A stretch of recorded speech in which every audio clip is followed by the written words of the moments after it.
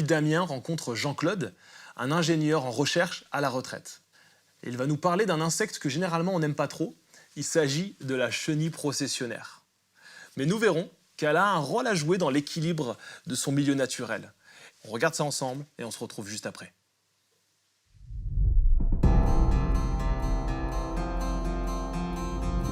Aujourd'hui, je me rends en Provence sur les pentes du célèbre Mont Ventoux.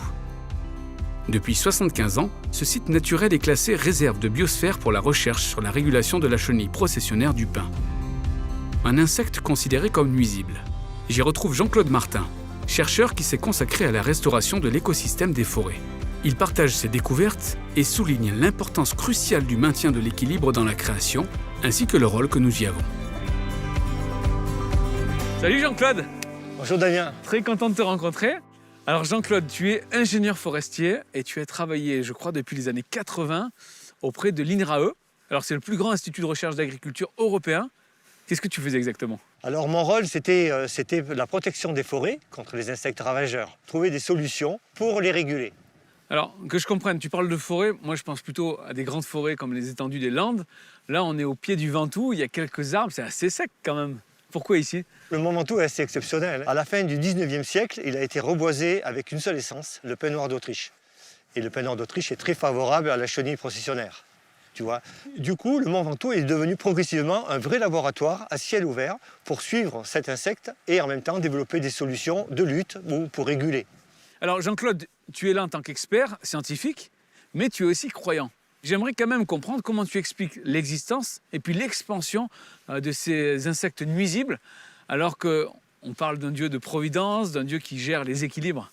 Tu vois, pour comprendre le mieux, viens avec moi, on part sur le terrain. Direct? Allez, je te suis, je te suis.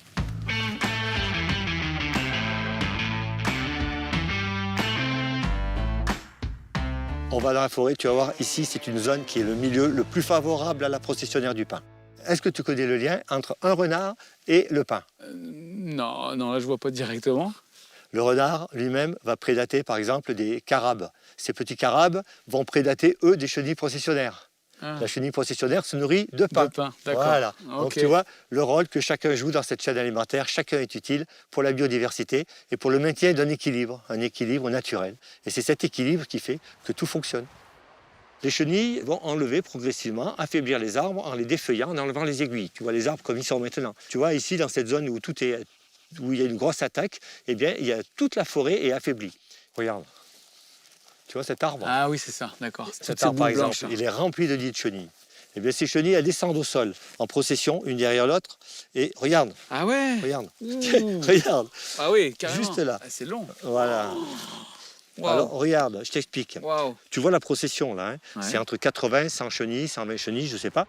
Les chenilles, la nuit, vont se nourrir et vont construire leur nid. Elles vont se nourrir en prélevant des aiguilles de pin. Et ça à l'échelle d'une forêt, donc c'est pour ça qu'on À trouve l'échelle, voilà, oui, exactement. Finalement, elles contribuent aussi, la chenille contribue aussi à cet équilibre biologique. Mais Jean-Claude, quand je t'écoute, je me rends compte que on dirait que c'est calculé, c'est mesuré. Mais de l'extérieur, on pourrait se dire, bon, ça pourrait être bien organisé, mais est-ce que ça pourrait pas aussi être le fruit du hasard? Je pense personnellement qu'il n'y a pas de hasard. Tout est prévu, tout est organisé depuis la création. Alors tu vois, si on prend un exemple des oiseaux prédateurs de processionnaires du pin, eh bien à chaque stade de la processionnaire, il y a un oiseau qui va pouvoir prédater. Il y a la huppe faciée avec son bec bien adapté qui va aller chercher les chrysalides dans la terre. Les mésanges, qui elles couvrent une grande partie de l'année, vont se nourrir de processionnaires, depuis les petites jusqu'aux plus grandes. Donc si je comprends bien, tu vas utiliser la prédation naturelle des mésanges, tu vas les inviter à venir dans le territoire des chenilles processionnaires? Exactement. On va donner un petit coup de pouce à la nature en posant des nichoirs à mésanges. Ok.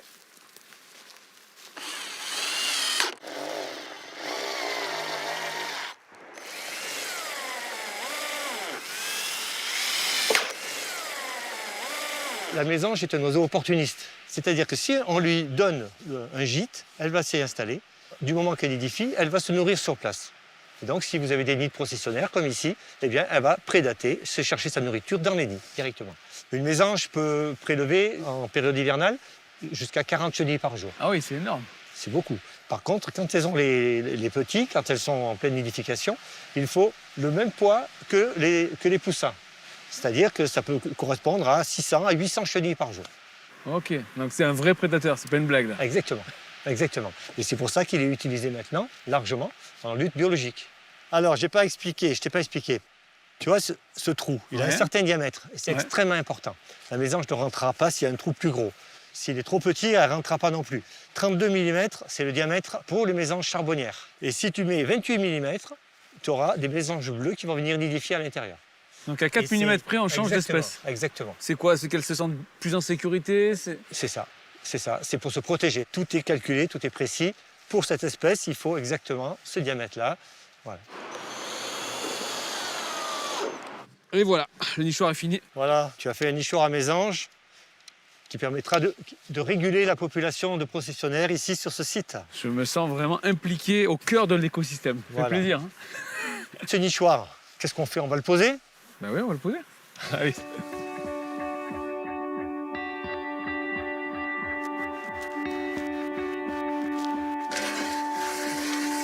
Alors je te mets à quelle hauteur à peu près? Voilà, c'est bon.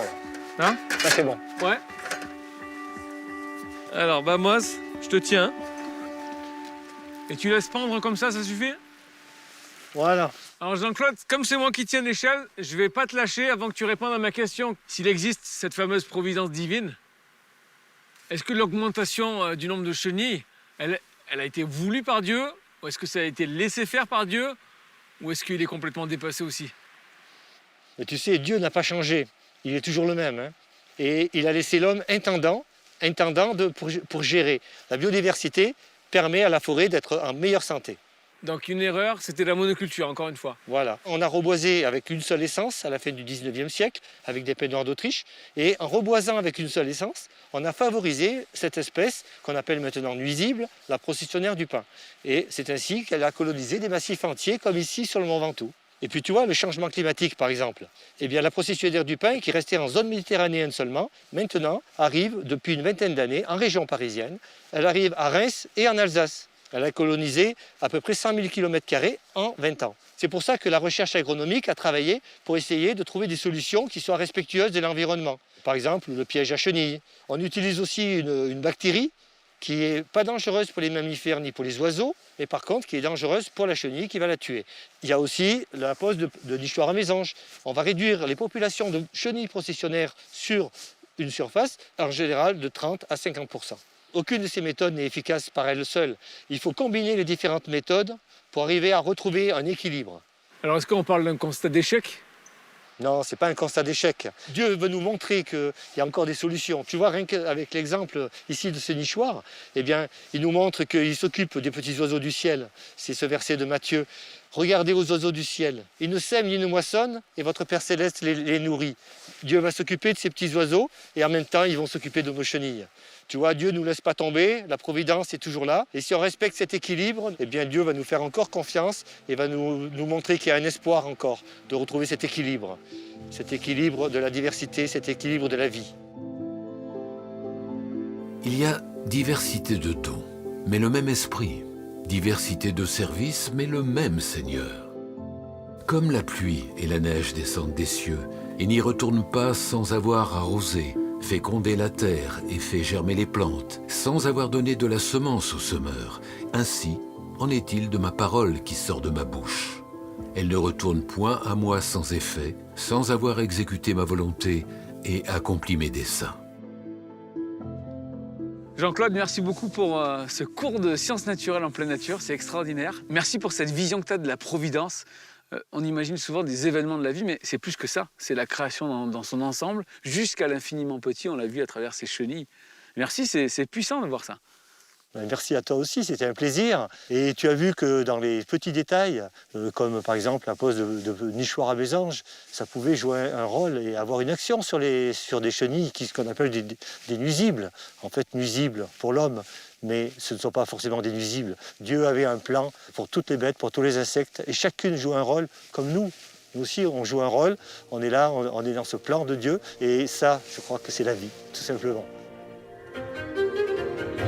À travers ces découvertes, Jean-Claude évoque cette magnifique intelligence qui régit la création. La nature est un plan d'une infime précision dans lequel nous sommes tous invités à mesurer le fragile équilibre. En cas d'échec pour maintenir cette harmonie, nous pouvons toujours compter sur la providence de Dieu. Une grâce qui permet d'équilibrer ma foi en pleine nature.